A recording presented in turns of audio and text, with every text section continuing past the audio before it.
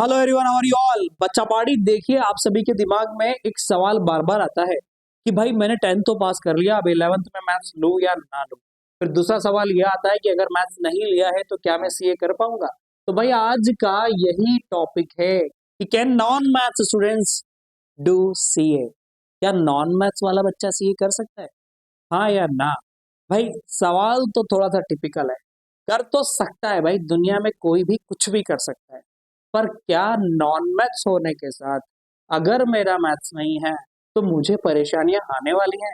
मैं उस बात पर यहाँ पर डिस्कस करने वाला हूँ बच्चा पार्टी। और अगर आप अभी 10th पास कर चुके हो या अभी 11th पास कर चुके हो, 12th में आ चुके हो या 12th भी आपका हो चुका है, तो भी ये वीडियो आपका पूरा काम का है।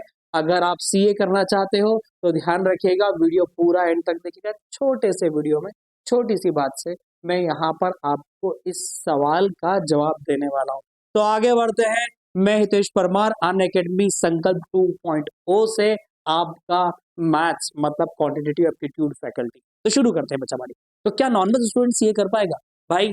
मेरे में क्योंकि मैं तो मैथ स्टूडेंट हूँ और मेरे बहुत सारे स्टूडेंट्स नॉन मैथ स्टूडेंट्स, तो उन्होंने किया क्या। अरे बहुत सारों ने तो अब सीए भी बन चुके हैं। भाई मिठाई का डब्बा लेके आते हैं, फिर पढ़ते हैं। और बहुत सारे अपने पर्सनल काम भी कर देते हैं कि भाई सर फाइल वाइल बता देना क्या करना है। तो ये सारे काम अब हो जाते हैं आसानी से। पर आपको मैं बता दूं यहाँ पर क्या नॉन मैथ स्टूडेंट्स ये कर सकता है। तो मैं आपको बता दूं कि नॉन मैथ्स अगर आपका है तो भी कोई टेंशन लेने वाली बात नहीं है, क्योंकि नॉन मैथ स्टूडेंट हो या मैथ्स वाला स्टूडेंट हो, दोनों में बहुत ज्यादा फर्क नहीं पड़ता। मैं आपको अभी प्रूव करके दिखाने वाला हूँ, राइट। पर हाँ, एक चीज है जो जो आपके मन में आ जाती है कि सर मेरा तो मैथ्स नहीं है, अब मैं क्या करूँ। भाई देखो, यहाँ पर सीए फाउंडेशन के मतलब सीए में अगर मैं बात करूं तो एक होता है लेवल 1 जिसको हम बोलते हैं फाउंडेशन, ठीक है। दूसरा होता है इंटर, ठीक है। और तीसरा होता है फाइनल। अब ये 3 लेवल्स हैं। मैथ्स कहाँ आ रहा है, फाउंडेशन में ही मैथ्स आता है, जो कि अपने आप में एक सब्जेक्ट है। मतलब एक सब्जेक्ट ही मैथ्स है। बाकी मैथ्स है क्या, नो मैथ्स, कोई मैथ्स नहीं है। यहाँ पर कोई मैथ्स नहीं है। हाँ, कुछ कैलकुलेशंस हैं, कुछ टॉपिक्स हैं ऐसे जहां पर थोड़ा बहुत मैथ्स यूज होता है, पर इतना यूज नहीं होता कि तुम नॉन मैथ्स हो तो तुम नहीं कर पाओ, राइट। नॉर्मल मैथ्स तो कर लोगे ना, प्लस माइनस मल्टीप्लाई डिवाइड, इतना तो कर लोगे ना। कैलकुलेशंस तो थोड़े बहुत कर लोगे ना। ये तो यूं भी आना चाहिए भाई, इतना नहीं आएगा तो तुम सीए किस काम के? समझे। तो भाई बात तो क्लियर हो गई कि फाउंडेशन में ही मैथ्स आता है। पर फिर भी अभी क्लियर नहीं हो पा रहा है कि सर ये फाउंडेशन का मैथ्स मैं क्लियर कर पाऊंगा कि नहीं कर पाऊंगा। भाई देखो, वो आपने सुना होगा ना, मन के जीते जीते है मन के हारे हार। तो बस यहीं पर आप समझो कि अगर आप मन में मान लोगे कि मैं मैथ्स कर सकता हूं तो आप पूरा कर लोगे। मन में मान कर बैठ गए कि मुझसे तो मैथ्स होता ही नहीं है, तभी तो कॉमर्स लिया था सर, तभी तो कॉमर्स का बच्चा हूँ। मैथ्स से डर लग रहा था, पीसीएम से डर लग रहा था, तो मैंने सोचा कॉमर्स ले लेते हैं, कॉमर्स में भी कुछ अच्छा कर लेंगे। पर बाद में पता लगा तो सीए तो बहुत अच्छा कोर्स होता है, तो वही करते हैं, पर वहां भी मैथ्स। भाई यही डर कि मैं नॉन मैथ्स हूँ, यही आपको डर आता है, बाकी कुछ भी नहीं। अब आते हैं कि ये मैथ्स है तो ये मैथ्स है क्या एक्चुअल में। भाई ये मैथ्स नहीं है, it is called quantitative aptitude. क्यों है ये क्वांटिटेटिव एप्टीट्यूड है, मैथ्स नहीं है। तो क्या मैं ये कर पाऊंगा। अरे बच्चा तू कर पाएगा, चल मैं तुझे बताता हूँ कि तू कर पाएगा। नॉन मैथ स्टूडेंट होके मैं तुम्हें पूरा सिलेबस बता दूं, पर उसके पहले मैं तुम्हें एक बात बताना चाह रहा हूँ भाई कि हमारे सीए फाउंडेशन के रिजल्ट्स देख लो। भाई मैं आपको बता दूं, 50+ स्टूडेंट्स ऐसे हैं जो 300+ मार्क्स लेकर आए हैं आउट ऑफ 400, राइट। ये टॉप स्कोर होता है 361। भाई आप सोच लो, ठीक है, 361 सबसे बढ़िया रिजल्ट रहा है हमारा अभी वाले एग्जाम्स में, जनवरी 25 में। 361 टॉपर था, 338, 334, 334 एंड 344, 337। 270 लर्नर्स जो हैं उन्होंने 300+ मार्क्स अचीव करे हैं, और 4500+ लर्नर्स हैं जो कि अटेम्प्ट क्लियर हुए। भाई अब आगे बढ़ते हैं। तो पहले मैं अपनी टीम के बारे में बता दूं, संकल्प 2.0। अगर आपको संकल्प 2.0 ज्वाइन करनी है और जो कि 60% ऑफ में है, 8th ऑफ अप्रैल से नई बैच चालू हो रही, आप 8th ऑफ अप्रैल और उसके आजू बाजू भी ज्वाइन कर सकते हो भाई, ठीक है। रजिस्ट्रेशन तो अभी कर लेना क्योंकि सस्ता पड़ेगा। तो भाई संकल्प 2.0, नकुल सर, पल्लवी मैडम, मैं हितेश परमार और हमारे चारों बैचलर फैकल्टी में आपको एक ही अटेम्प्ट में आपको एग्जाम क्लियर करवा सकते हैं। अब ये जो बैच है ना, ये है सितंबर, जो आप टारगेट कर रहे हो सितंबर 25 और जनवरी 26 के लिए, आप आराम से 6 मंथ का या 18 मंथ का पैकेज ले सकते हो। 6 मंथ का पैकेज लोगे, सुन लेना अभी क्या चल रहा है मैं आपको बताता हूँ। अभी मार्च में, अप्रैल, मई, जून, जुलाई, अगस्त, ठीक है, और जुलाई, अगस्त, सितंबर, आप अभी 6 मंथ का पैकेज लेते हो 8,999, मतलब 9,000 में ही आप पूरा कंप्लीट कर लोगे। जो कि कहीं ऑफलाइन क्लास में जाते हो तो 40 to 50,000 बहुत मिनिमम इतना तो पड़ता ही पड़ता है।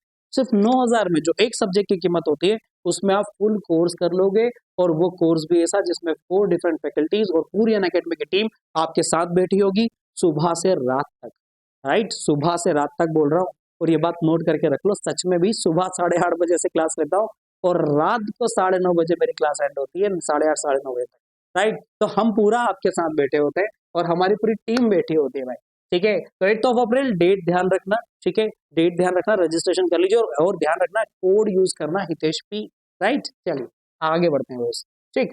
अब देखो मैं आपको बता दूं, हमारी जो टीम है वो मैंने आपको बता ही दिया, सितंबर एंड जनवरी का हमारा जो कोर्स है वो लॉन्च हो रहा है, आप उस पर आ सकते हैं। अब मैं आता हूँ सीधे कि बच्चा पार्टी क्या मैथ्स है यहाँ पर।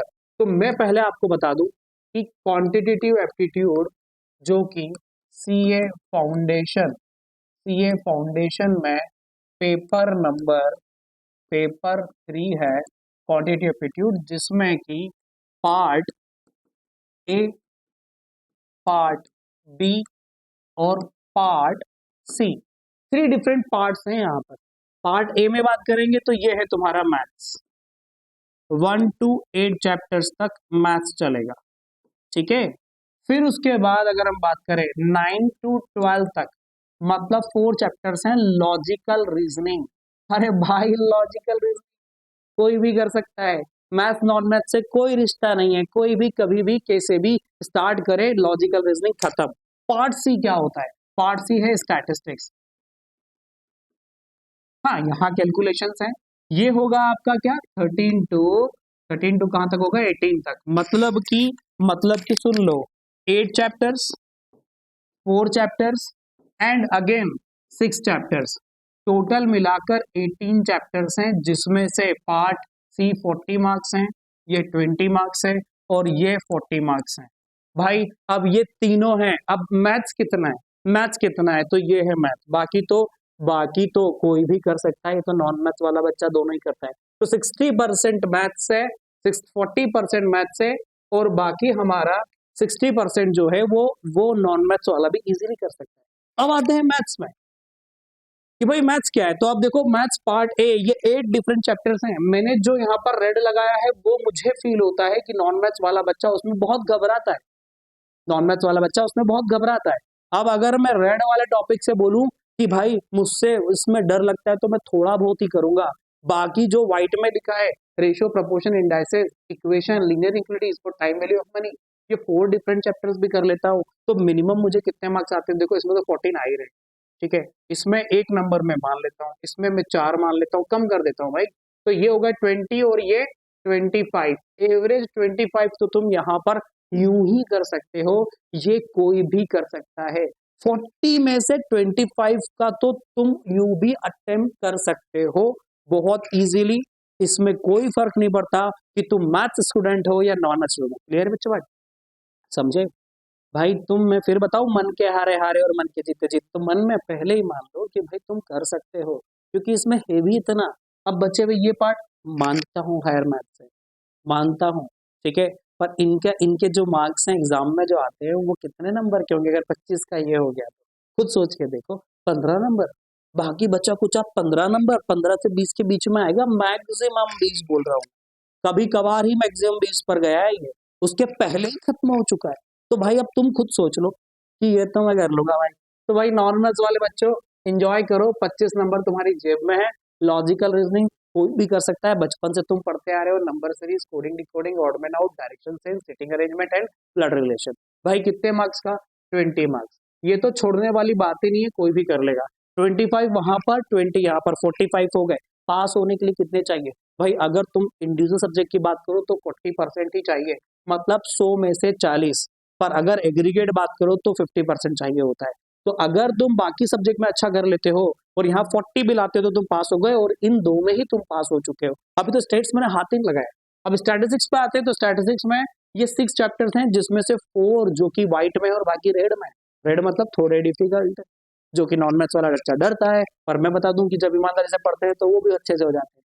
तो भाई आपको यहाँ भी बता दूं कि अगर मैं इनको 5-5 ही लूं तो जो बचे हुए टॉपिक हैं वो मिलाकर 30 मार्क्स होते हैं। दोनों मिलाकर कितने होते हैं जो बचे हुए? 30। तो यहाँ पर 30 नंबर का तो तुम यूं भी करके आ रहे हो, 30 नंबर का तो तुम यूं भी पढ़ोगे, मैथ नॉन मैथ कुछ भी हो, यूं तो तुमको पढ़ना है। अगर तुम बीकॉम भी लेते हो इसके बाद, 12th के बाद, या बीबीए करते हो, वहां भी इतना तुमको स्टैटिस्टिक्स पढ़ना पड़ता है भाई, ठीक है। उतना तो तुम वहां भी पढ़ो, राइट। और उससे पहले अगर तुम यहाँ कर लेते हो तो तुम्हारा फाउंडेशन क्रेक होता है, क्योंकि ये वो स्टैटिस्टिक्स है जो मैथ्स और नॉन मैथ्स नहीं देखता, हर कोई कर सकता है। कैलकुलेशंस नो डाउट है, वरना बाद में बोलोगे सर आपने तो बोला था कि यहाँ पर मैथ्स ही नहीं। मैथ्स है, कैलकुलेशंस भी है, इक्वेशंस भी बनेंगी, पर बच्चा पार्टी आसान है, क्योंकि लीनियर इक्वेशन या क्वाड्रेटिक इक्वेशन जो हम मैथ्स के अंदर पहले पढ़ने वाले हैं वही हद से हद यहाँ बनेगी ना, उसके ऊपर कहाँ जाएगा, राइट। तो ये बहुत आसान है। तो मैंने आपको ये बता दिया कि यहाँ पर अगर मैं बात करूँ तो जो सिलेबस है हमारा, ठीक है, जो सिलेबस है हमारा वो इतना ही है कि अगर हम ए बी सी पार्ट को फोकस कर लें, मतलब मैथ्स में मुझे अगर 50 मार्क्स भी लाने हैं तो मैं इतना कर लूँ कि यहाँ पर पार्ट ए में 4 चैप्टर्स पे फोकस कर लूँ, पार्ट बी में मैं 4 चैप्टर पे फोकस कर लूँ, और पार्ट सी में भी मैं 4 चैप्टर्स पे फोकस कर लूँ, तो मेरा काम हो जाएगा, जिसको मैं बोलता हूँ क्वाड्रा स्ट्रेटजी, राइट। तो वो होती है क्वाड्रा स्ट्रेटजी। क्वाड्रा क्या होती है मैं 2 मिनट तुमको बता देता हूँ, ठीक है। उस स्ट्रेटजी से तुम काम करोगे तो तुम क्वाड्रा स्ट्रेटजी कर पाओगे। क्वाड्रा मतलब क्या? मैथ्स के 4, एलआर के 4 चैप्टर्स, मैथ्स के 1 to 4, एलआर के 12 to 9 to 12, और यहाँ पर 13 14 और 17 18, ये 4, ये 4 और ये 4। इतना कर लिया तुम्हारा मैथ्स खत्म है, समझे भाई, समझे। इतने में तुम 70 प्लस मार्क्स लेने लायक हो जाते हो। तो अब बताओ कहाँ है मैथ्स?